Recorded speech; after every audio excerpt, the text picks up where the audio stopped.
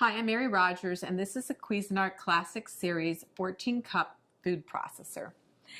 It's a very generous size, so you'll have plenty of room to be doing all your family entertaining, but it's still a nice small footprint, so you can use it for every day too.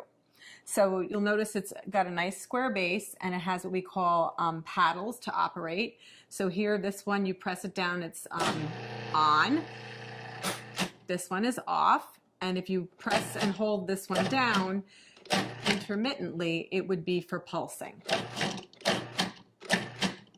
So, has a nice smooth finish. It's stainless steel on the outside.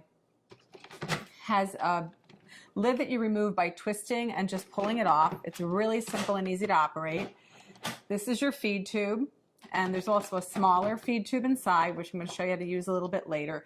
And you can actually drop things in through the feed tube like garlic, or we're going to do garlic and jalapeno, and you can actually have the machine running. And it's a very efficient way to chop up garlic and some other items. The other thing is that it's great if you want to add liquid very slowly. The small feed tube has a small hole in it, so if you want to make vinaigrette, you can just pour the oil directly into the small feed tube. Or if you're going to make mayonnaise where you want to slowly incorporate any kind of oil, it'll just drip through the feed tube directly into your bowl in a very consistent way so that you get a great finished mayonnaise or a vinaigrette. So let's look at some of the other items that come with your food processor. In the bowl already is your chopping blade.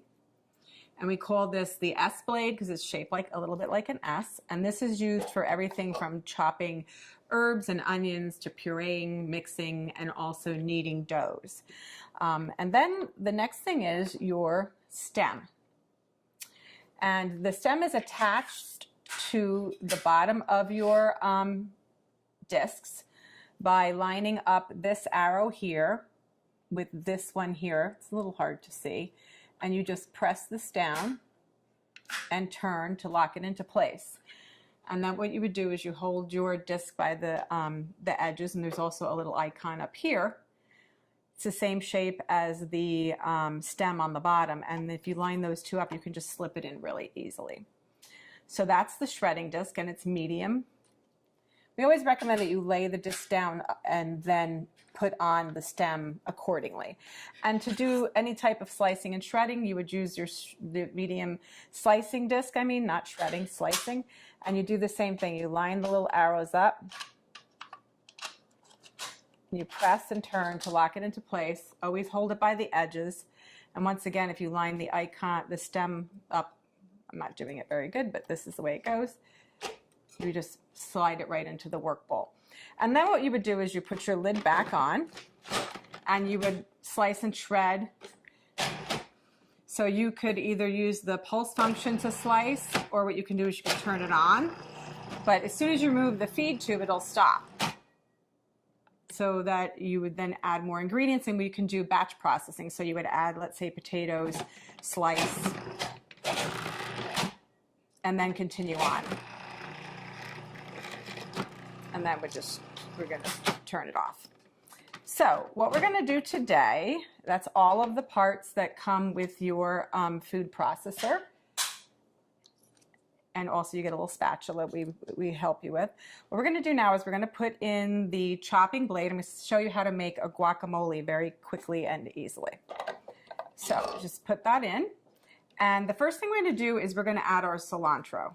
I'm going to add most of it, not all of it. And you're going to see how efficient this machine is at chopping up ingredients. So very quickly and easily. So I modified this recipe a little bit in comparison to how it's written in our instruction manual. Next, we're going to add our tomatoes, which were seeded, and the pulp was, the interior was taken out, the seeds. And we're going to pulse that until it's finely chopped.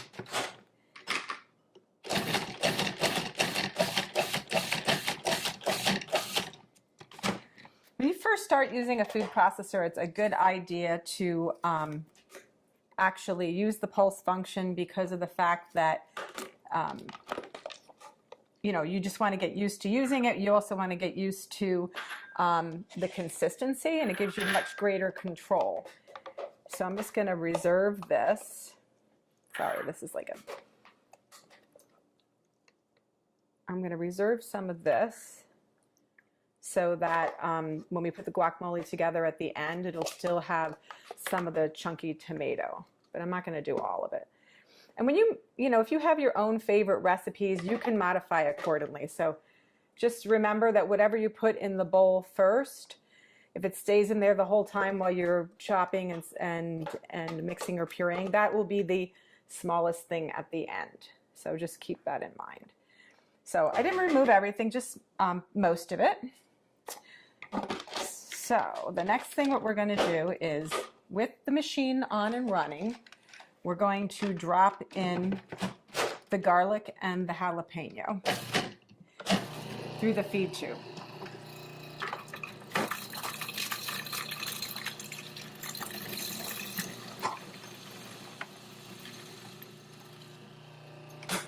We're going to stop and just scrape down the bowl. And then we're going to move on and add our onions, our green onion. Whoops, sorry. So we have to add the green onion. Again, we're going to chop that until it's fine. And then we're going to add the majority of the rest of our ingredients. The first being our fresh avocados. So just do that by adding that like so. And the last of the ingredients, so of course lime juice. This helps keep your guacamole also very fresh looking and gives it lots of extra flavor. This is the salt, cumin, and then the last ingredient is the chili powder. Give it a little zip. So now what we're going to do is we're going to put the lid back on, and then we're going to pulse until it's really creamy.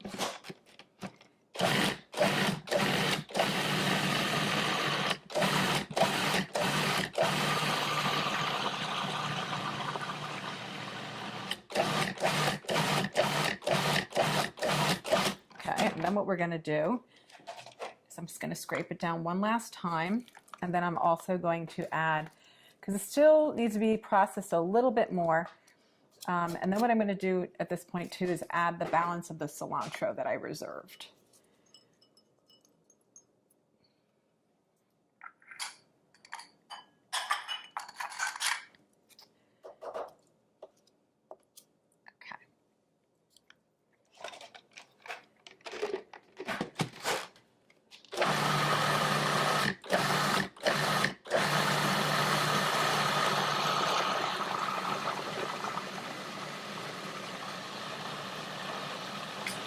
Okay, that looks like it's mixed really well because it's very creamy. I'll show you. It's nice and very, very creamy looking. So the last step is to add back in the tomatoes and the cilantro. And this is really just so that they don't become, you know, when you're pureeing the guacamole, you know, if it stays in there the whole time, you won't see the chunks of the tomato anymore. Let's just add that back in, and we're going to pulse until it's incorporated.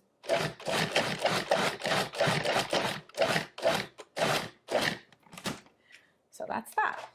So now what we're going to do is I'm just going to add this to our decorative bowl for serving. And you know, you could also put a beautiful lime wedge on top. The other thing that you can do is add maybe a couple extra little pieces of tomato. Oh, I'm going to show you a little trick also. This is a really, really big batch of guacamole, so it's great if you're going to have a party.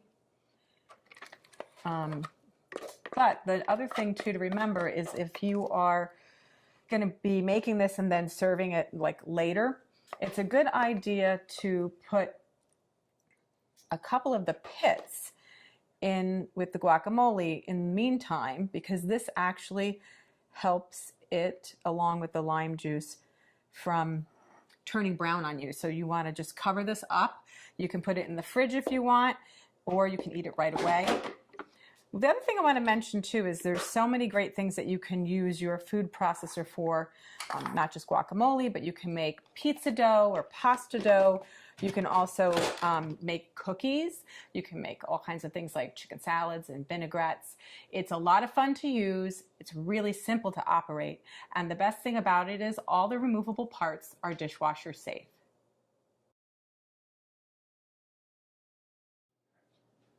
Hi, I'm Mary Rogers, and this is the Cuisinart Classic Series 14-cup food processor. It's a very generous size, so you'll have plenty of room to be doing all your family entertaining, but it's still a nice small footprint, so you can use it for every day too. So you'll notice it's got a nice square base, and it has what we call paddles to operate. So here, this one, you press it down, it's on. This one is off. And if you press and hold this one down intermittently, it would be for pulsing. So, has a nice smooth finish. It's stainless steel on the outside.